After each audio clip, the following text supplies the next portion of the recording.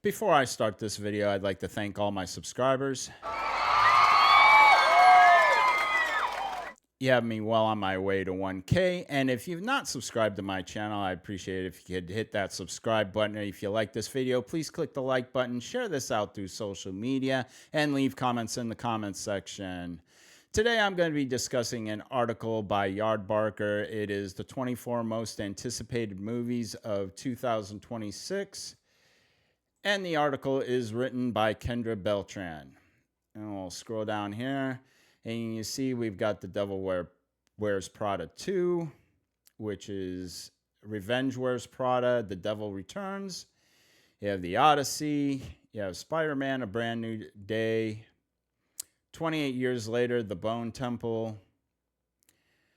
And Goat. And we're going to stop right there and discuss these. Okay, Revenge Wears Prada. I think the biggest problem this movie is going to have is that it's based totally in fiction. I guess the writer of The Devil Wears Prada was pressured into or wanted more money and decided to come up with a sequel to the first book, and it's a complete work of fiction. I think that's going to work against it. I've heard some things that the book's gotten some good reviews. I guess it's supposed to be funny and stuff. I take it with a grain of salt because of who was probably reading it. I guess they got all the main cast members back. I guess Emily Blunt, Anne Hathaway, Glenn Close, and Stanley Tucci are all back. And the plot centers around Andy making this rival bridal magazine, I guess, and that's basically the plot. That's all I know about it. This definitely isn't something I'm going to be watching. I really don't have any interest, and I question, outside of some 40-year-old wine moms, where else they're going to get their audience for this. The Odyssey. The good point is it's being done by Christopher Nolan, probably one of the few competent directors left in Hollywood. The problem I have is with the casting. I don't really see Matt Damon as a lead in this. I don't see him as Odysseus. I could be wrong. I mean, Matt Damon's a good actor, don't get me wrong. He gives it his all, I believe, in everything he does. So he's definitely going to immerse himself in the role. It's just, I don't see him as a warrior. But my bigger problem is Lupita Nyong'o, or however you say her name, as the face that sailed 1,000 ships. Yeah, that ain't happening. I even had a problem with Diane Kruger in Troy. I didn't see her either. I mean, you need an Angelina Jolie. You need someone, you need Angelina Jolie about 30 years ago. But you need someone that's a real knockout to play Helena Troy. All right? Sophia Loren, when she was in her prime, I mean, I don't know who we would get today. Maybe Sydney Sweeney. She might be able to pull it off. But this girl, no. Not buying it at all. Also, of course, now we also have Zendaya, who's turning into the female version of Pedro Pascal. And I have a feeling we'll meet with the same failures that Pedro has met with. He's basically dragging every box office down with them. And I have a feeling that outside of Spider-Man, she's going to start doing the same thing. If anything, heck, I would take in Charlize Theron as Helen of Troy, even at 50, over the woman they hired. So it's going to be hard to get immersed in this. Spider-Man Brand New Day. I I still think this is probably going to be the top of the box office, even though I do have a question. It's not just a Spider-Man movie. I wish it was just that. I wish they picked just one villain in Spider-Man and had it like street level, but apparently Scorpion's back, Tombstone's in it. I heard that the Hulk's in it. And then you've got Sadie Sink. Is that her name? Sadie Sink from Stranger Things is going to play a character. Some people think she's Jean Grey. Who knows what else they're going to throw at us, but it seems like Sony's taking up Marvel's idea of throwing spaghetti at the wall and seeing what sticks. 28 years later, the Bone Temple. The 28 years later that came out, was it last year? I think it was last year. That was a massive bomb. It was a bit of a bait and switch. You thought you were going to have this family story, and you really never got that. I don't think there's going to be much enthusiasm for this. The 28 Days Later, I think, was a huge bomb at the box office, and I don't see this changing anything here, so it's going to be another bomb. And as far as GOAT goes, I know nothing about this. I've heard nothing about it. I don't know how it's anticipated. It's, maybe I'm not completely in the know, but there's just been nothing on this movie. So I don't even know how to give an opinion on it. And we'll scroll back down here and see what's next. Okay.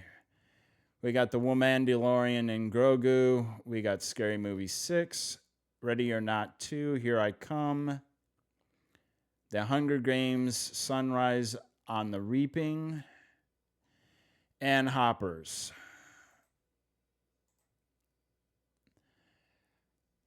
All right, The Mandalorian and Grogu, I'm predicting is going to be a mess. From what I've heard, it was basically season 4 of The Mandalorian compacted into 90 minutes. I think that season 3 basically destroyed any chance this movie had, plus everything else that's been going on in Star Wars. I predict that this thing will have a hard time hitting 400 million. I'll be surprised if it gets to 500. Even if it hits 500, I got to think that the Bob Iger company is going to think that this is a huge bomb, and was as well they should. Scary Movie 6. The most encouraging thing about it is the Wayans boys are back to do this. In my opinion, they still know comedy. Hopefully they haven't gone woke, and hopefully they're not afraid to skirt the borders.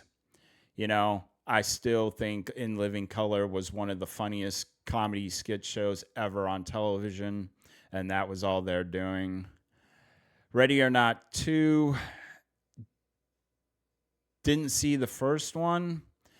I guess it was made on a $6 million budget, and it made $60 million, so it made bank.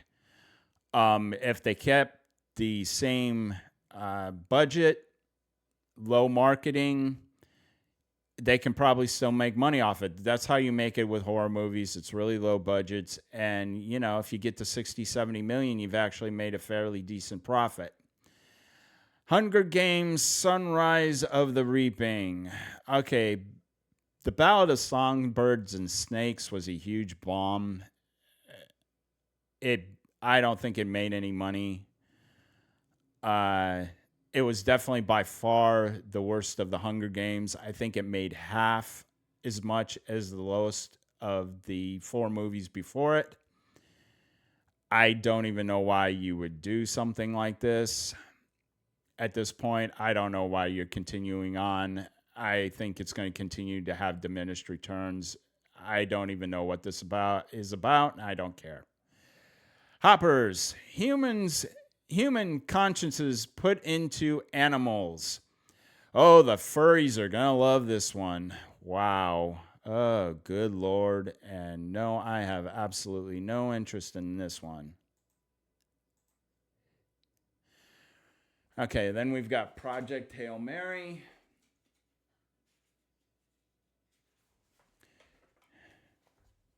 Mortal Kombat 2, The Bride, Toy Story 5, and Street Fighter.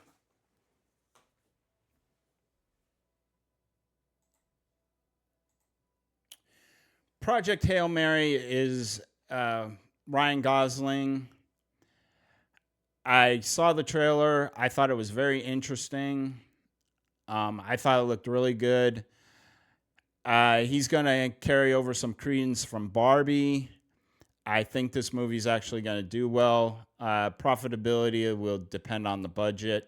Hopefully, they didn't go crazy with it, and this movie can actually make some money. Mortal Kombat 2, hey, Carl Urban, I think he was made to play Johnny Cage. If they build it around him and they go back to being campy, I think this has got a chance to be a huge hit. The problem with the first remake is they took themselves way too seriously, and it diminished from it being a good movie, in my opinion. You need to go back to the first Mortal Kombat, the OG. It was campy. It didn't take itself seriously. They got most of the characters right, in my opinion, and it really took off. It was a surprise hit. I think that's the formula for this. The Bride. It's reuniting Maggie Gyllenhaal and, oh, good Lord, I'm drawing a blank, Christian Bale. This is not done by Del Toro. This is actually being directed by Maggie Gyllenhaal. If they stick to the script of Frankenstein, which I thought was the best movie in 2025, I think it's got a shot. They've worked with each other before. There should be some chemistry there. He's playing the monster to her bride. I think it's got a shot. And then we've got Toy Story 5. The franchise has been going on since 1995. That's over 30 years. And it's been 7 years since Toy Story 4. And honestly, Disney should have stopped at Toy Story 3. That was the perfect ending. Toy Story 4 was a mess. I expect this to be even worse. I don't think it's going to have much of a draw or an attraction for people. I think everybody that liked this franchise is probably aged out. Could be wrong, but you know, that's just the way I see it. Street Fighter looks like it could be campy fun, much the same way I said the OG Mortal Kombat. If they stick to the same thing and they nail the characters for the most part, and I think I saw a trailer of this, and it looked like they kind of did. If they've got that down, they've got a winner on their hands.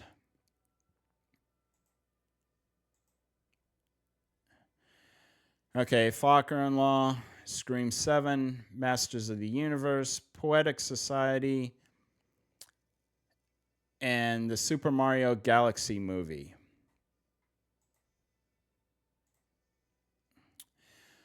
Okay, Father-in-Law, Little Fockers was 16 years ago. I see no interest in this. And if you're starting to see a pattern here, I'll talk about it at the end for everything in 2026. I have no interest. I didn't even see Little Fockers. I think I saw the second one. I can't even remember what it, Meet the Fockers, is that what it was? Yeah, Meet the Fockers. I think that's the last one I saw. I really have no interest in this. I think it's done. Scream 7. Again, horror movies are cheap to make. I guess they have Nev Campbell back for this. So, you know, maybe you get some nostalgia. Maybe the people that grew up on this come back. I don't know. At least it should be a cheap movie. So you're not going to lose that much money if it bombs. Masters of the Universe. Movie 39 years in the making. That's because that's when the Dolph Lundgren version came out. I don't know about this one. I don't think I've seen a trailer on it. I don't have much information on who's in it. I don't know if this has got a shot. I don't know if there's any fans of He-Man and Masters of the Universe left around. I mean, this was like from my childhood. This is like 30, 40 years ago. I don't know where you're going with this. Poetic License. This is Maud Apatow's debut as a director. And she's got her mom in the lead role, I guess, as this therapist working with these two high school kids. I think that's the plot. I don't know. I have no interest. This is definitely not my movie. I wish her good luck. You know, directorial debuts usually are in the extremes. They usually go great or they're usually massive bombs. But wish her the best. And the Super Mario Galaxy movie, yeah. If Spider-Man A Brand New Day isn't the biggest one in 2026, if it doesn't kill the box office, then it'll be the Super Mario Galaxy movie. They're both going to be over $1 billion, in my opinion, easily. And I think this one's got a shot. If Spider-Man's a little bit too convoluted because it's got too many characters, they've got a real shot at being number one in 2026. Okay, Avengers Doomsday.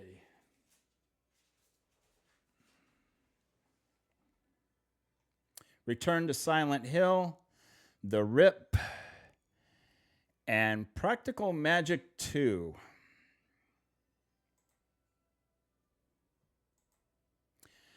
All right, we already know Avengers Doomsday is going to have so many dangling keys that it probably will be completely incohesive mess, and that I've heard the main plot is Doom is going to be killing off the MCU. So you're going to get all these people for a few minutes and then they're going to be off screen and dead. And rinse, wash, and repeat for 3 hours. I mean, I don't know. I just think this is going to be a complete mess. They did the typical Marvel. They started shooting before they had a script, and then they go back and reshoot. I mean, this movie's probably going to cost them $700 million, and then another $2 to $2.5, maybe $3 billion to market this thing because they need people to come out and watch this. This could be the first $1 billion movie when you include marketing. It will definitely be the most expensive movie of all time when it's done, and it could be the movie that loses the most money of all time too. I really don't know if they can draw people back with a bunch of dangling keys. They've lost a ton of their audience. They know it. They're trying to draw them back. Instead of writing a great movie, they're just trying to throw as many people that you know at you and hope that you show up. Quite frankly, I hope you don't show up. You know, this movie, I think, is going to lose $400 million when it's all said and done. Return to Silent Hill. I did not see any of these movies. I think this is the third one in the franchise. Again, it's a horror film. I do question why it took 4+ years for them to produce a horror film. That would have me a little scared as a fan of the franchise if I was one. I mean, these things should be turned around in about 2 years. If you're planning on doing sequel after sequel after sequel, there's no reason for a horror movie to take 4 years. The Rip. Okay, it's Ben Affleck and Matt Damon. Matt Damon's got his second movie in 2026. You know, what can I say? I don't know much about this. It looks like some SWAT team thing or maybe special forces or something. But, you know, I don't know much about it. I know they're great together. I got respect to them for their craft. They're both good actors. Ben Affleck, whatever you think of him, he can direct. If he's directing this, it's got a really good shot to be a good movie. Last and maybe least, Practical Magic 2. Why? 28 years since Practical Magic came out. Nicole Kidman is 58. Sandra Bullock is 61. This should be called menopause magic, not practical magic. I mean, the magic should be, well, reverse your time about 35 years and then do a movie with these two. That'd be worth watching, in my opinion. Obviously, this is not in my wheelhouse at all. I will not be watching it. I did not watch the first one. The question is, will anybody else watch it? I have a feeling that the answer is going to be, as a generalization, no. Okay. Now, I'm going to get to the point I was hinting at earlier. 17 of these 24 movies are either sequels, reboots, or reboots of sequels. That would be Mortal Kombat 2. That tells you how creatively bankrupt, sorry, I lost my train of thought, creatively bankrupt Hollywood has become. 17 of the top 24 movies, according to this article, are reboots, sequels, or like I said, a reboot of a sequel or a sequel of a reboot. Take your choice. That is sad. 7 original movies. And honestly, out of the 7, I think I was interested in 2, maybe 3. So not even half of those. And I mean, most of the sequels, prequels, whatever's, I'm not interested in those either. I think there's maybe like 6 or 7 movies that I'm interested in. Truly, that I would consider paying money to see. And that is where we're at in Hollywood. And I don't feel sorry for Hollywood. I do, however, feel sorry for the theaters. I think this is going to be a bad year. We got to about $9 billion, I think, at the box office in 2025. I don't think we're going to sniff that in 2026. I think this is going to be probably somewhere between 7 and 8 billion. I think it's going to be off. You're just not going to have that many movies hit $1 billion. I think 2 have a legitimate shot. That's Spider-Man and the Mario Brothers. No, I do not think Avengers Doomsday has a shot in hell of making it to $1 billion. I will be completely floored if it does. And with that, I'm going to wrap up this video. And like my father told me when I was 18 years old, get out.